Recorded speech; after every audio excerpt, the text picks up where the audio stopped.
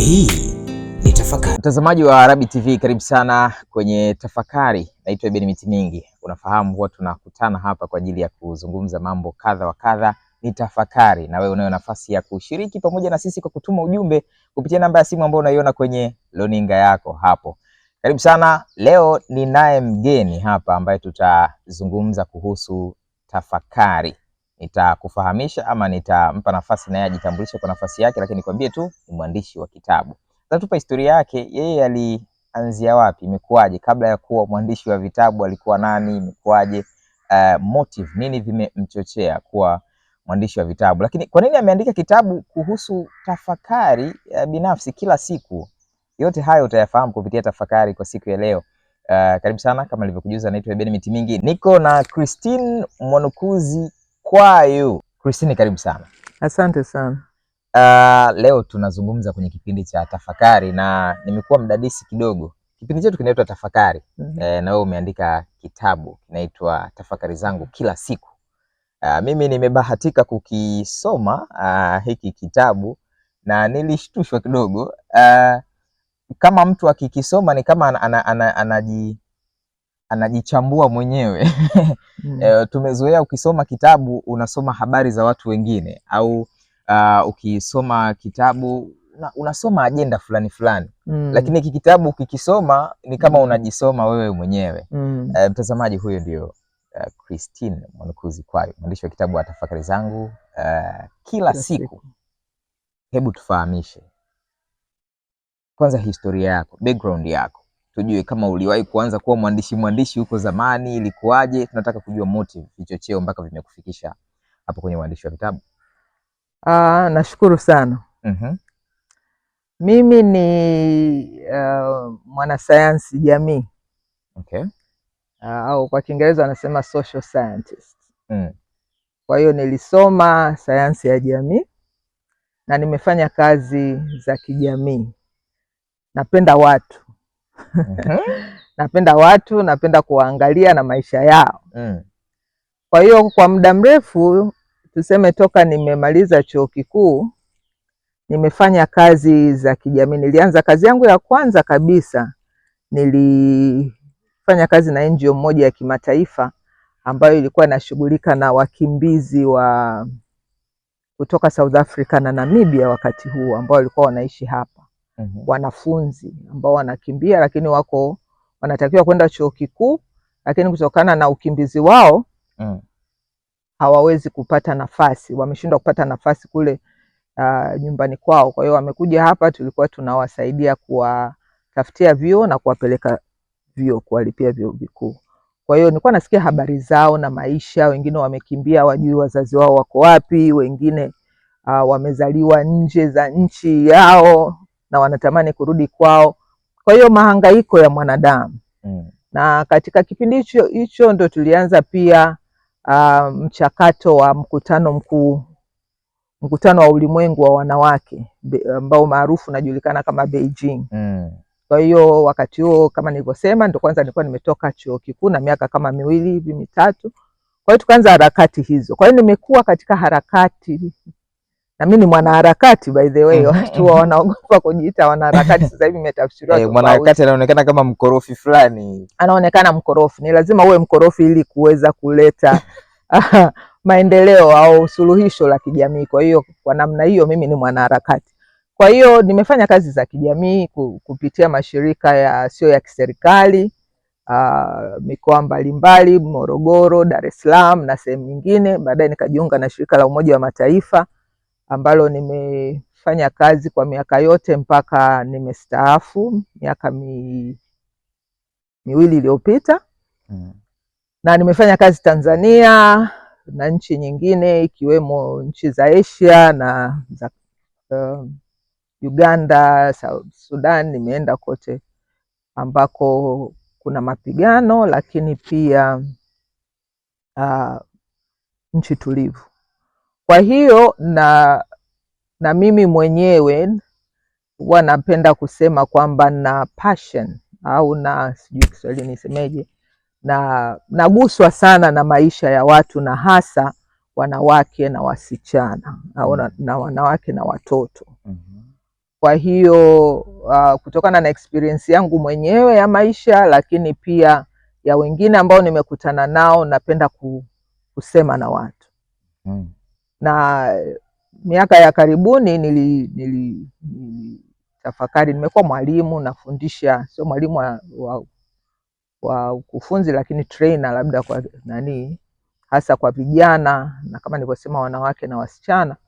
Kwa hiyo natamani kuelezea, kwa sababu mwanadamu anaelewa kwa kuambiwa, kwa kuona na kwa kuhisi.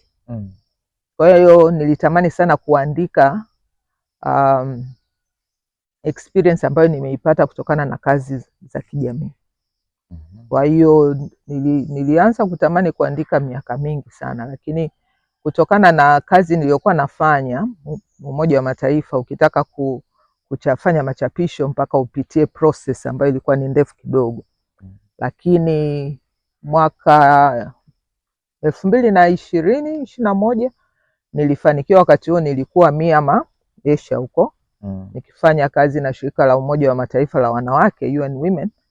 Nikashirikiana na wanawake wengine 20, tulikuwa 21 kutoka nchi mbalimbali, tukaandika kitabu. Kitabu kilikuwa kinahusiana na maisha ya wanawake ambao wamejinyakulia nguvu au madaraka na kubadilisha ulimwengu.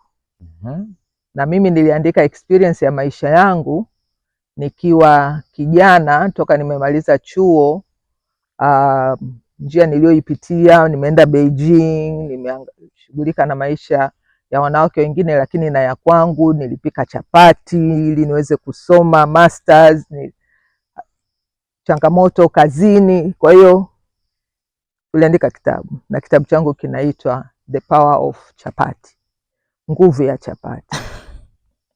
Mtazamaji, nguvu ya chapati. Ulipika chapati uuze alafu usome masters? Nilipika chapati niuze, nipate nauli ya kwenda chuo kikuu, ya kula chuo kikuu, ya kuchapisha machapisho ambayo nilikuwa natakiwa kuchapisha. Mwaka gani hiyo?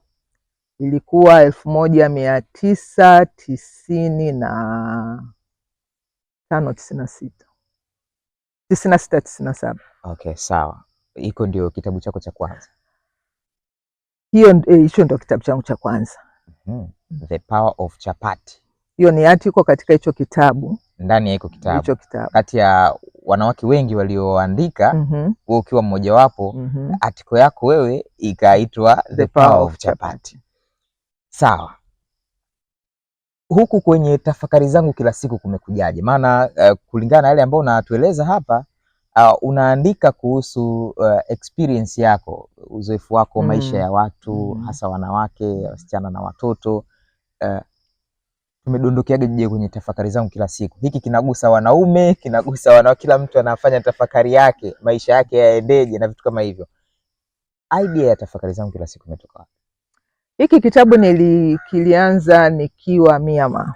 Kama nilivyosema, Myanmar ni nchi ambayo iko Asia, inapakana na nchi nyingi, Thailand, India, China. Na kama wengi watakumbuka, kama wamesikiliza vyombo vya habari, kuna kabila wanaitwa Rohingyas ambao wamekataliwa Myanmar. Wao miaka, unajua wananchi wanasafiri. Ukiuliza asili ya mfano Msukuma anatokea wapi, anaweza kawa hatokei Shinyanga au Mwanza. Okay. Ukisikiliza sijui Masai, mbona anapatikana nchi mbili, asili yake wapi? Kwa hiyo makabila yametembea. Rohingyas wanatambulika kama asili yao ni Bangladesh. Kwa hiyo Myanmar hawawataki, lakini na Bangladesh nao wanasema sio wa kwetu, kama mnawataka waje kwetu mtupe na ardhi yao. Kwa hiyo ni jamii ambayo imetambulika kimataifa kama haina sehemu. Kwa hiyo nilifanya kazi kule, na kama mfanyakazi wa Umoja wa Mataifa, sehemu ambazo zina migogoro unaenda peke yako bila familia, kwa sababu chochote kinaweza kikatokea. Mkiwa na familia, kukimbia ni kazi. Kwa hiyo nilikuwa Myanmar miaka 2. Na wakati niko kule, pamoja na matatizo hayo, kukatokea mapinduzi, kukatokea COVID. Ilikuwa nije nyumbani nikashindwa, mama yangu akafariki. Sikuweza kuja kumzika. Kwa hiyo katika hali ile ya msongo, nilikuwa nasali sana.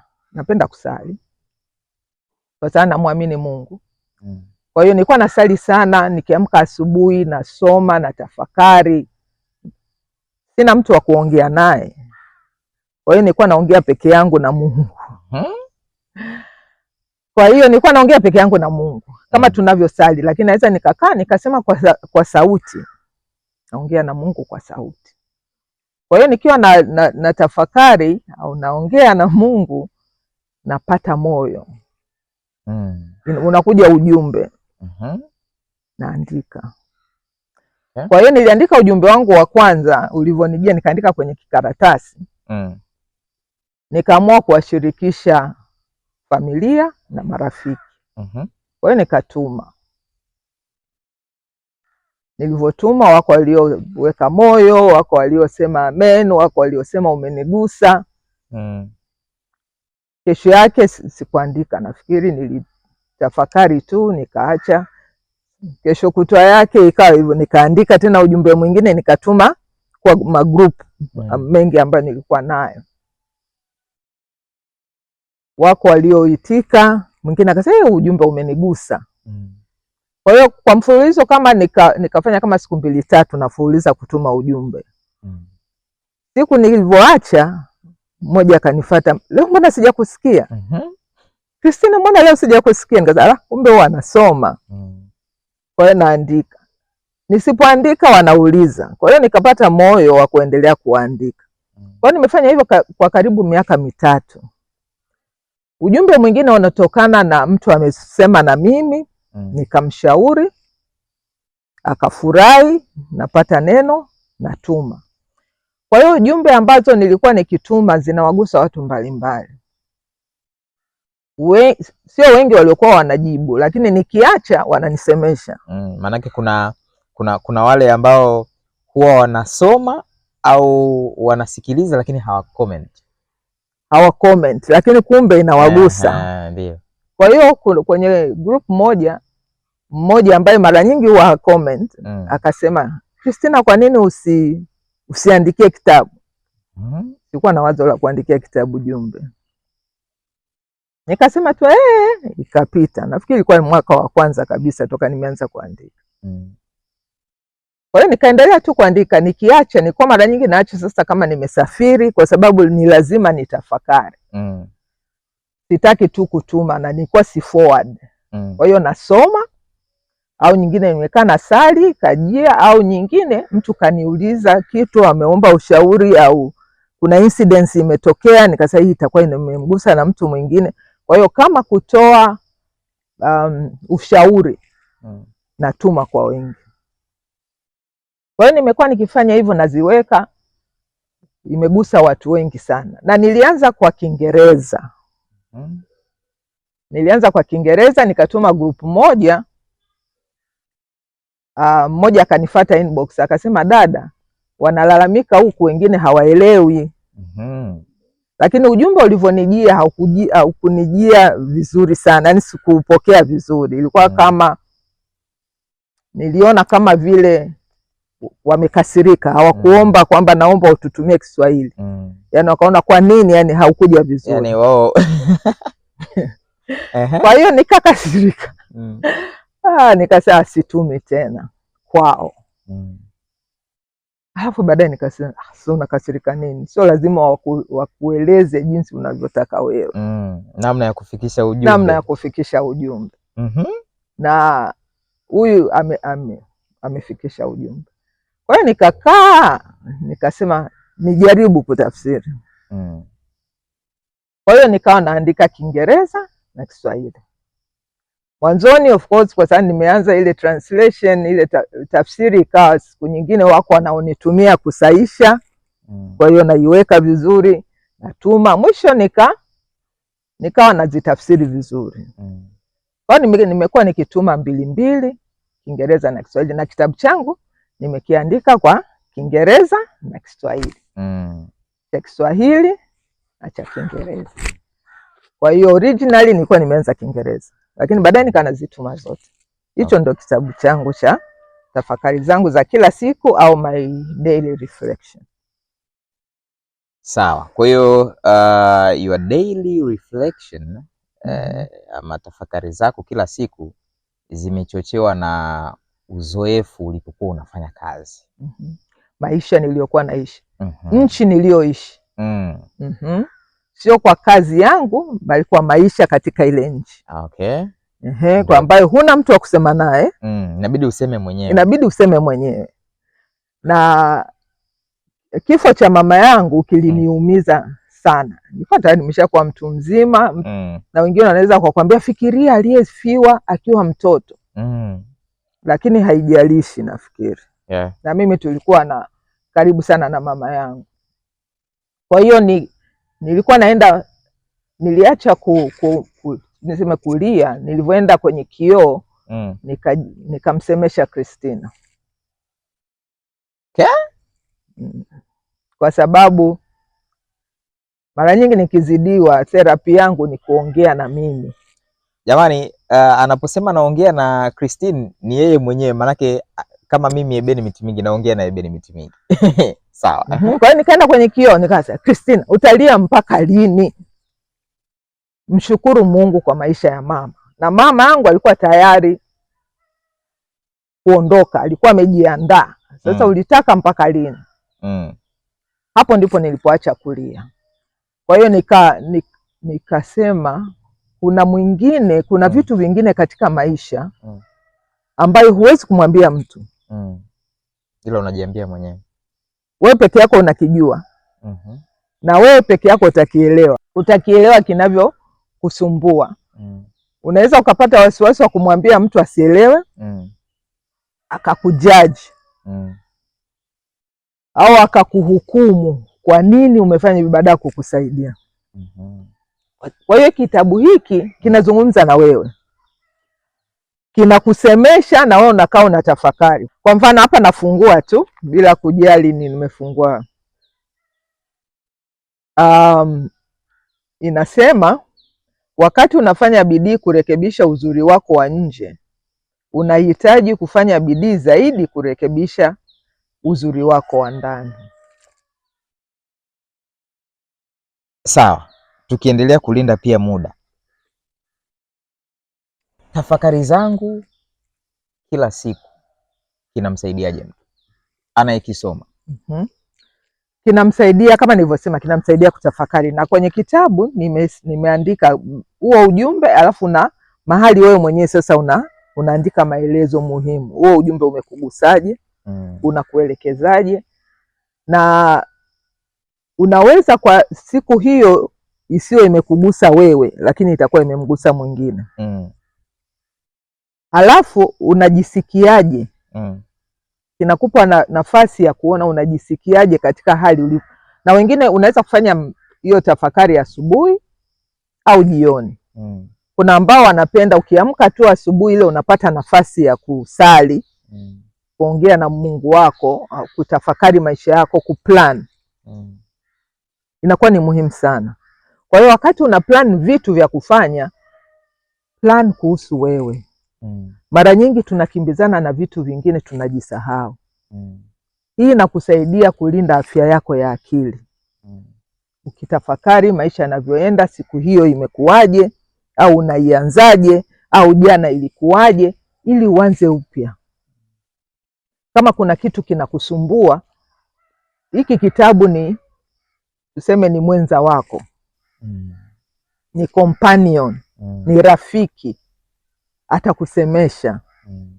Kama hilo neno halikukusemesha leo moja kwa moja, la kesho litakusemesha. Sasa linazungumza na maisha ya kila siku ya mtu. Ni kama dozi. Jamani, ukiwa na kitabu hiki ni kama dozi fulani. Amka asubuhi unasoma ukurasa mmoja, unajifanyia assessment mwenyewe, jioni pia unajifanyia hivyo, maisha yanaendelea. Kwa sababu inakupa na nafasi ya kuandika mambo ambayo unashukuru kuwa nayo.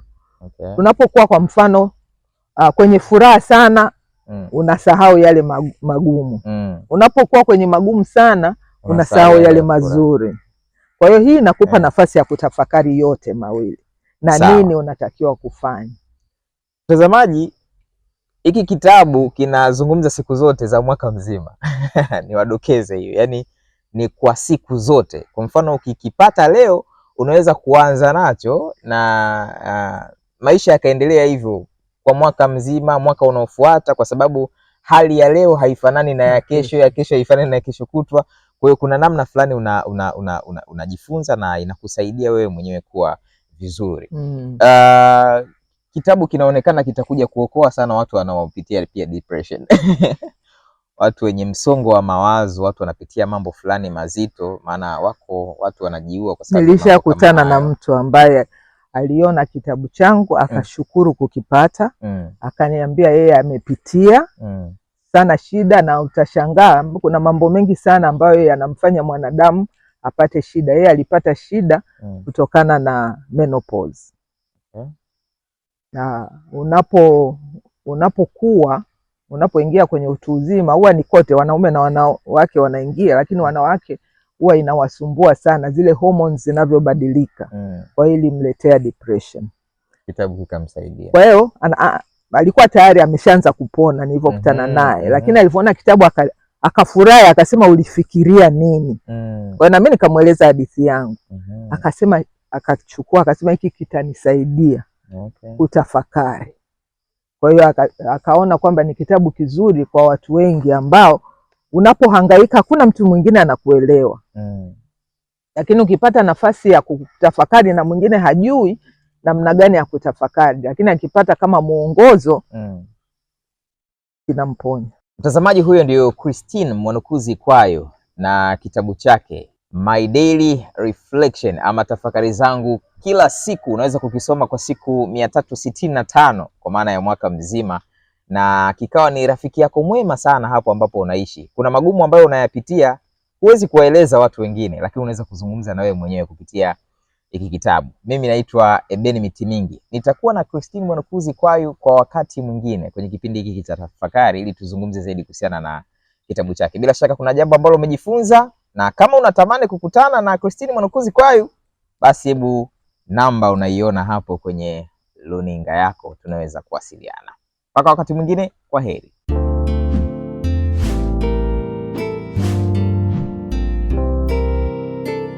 Hii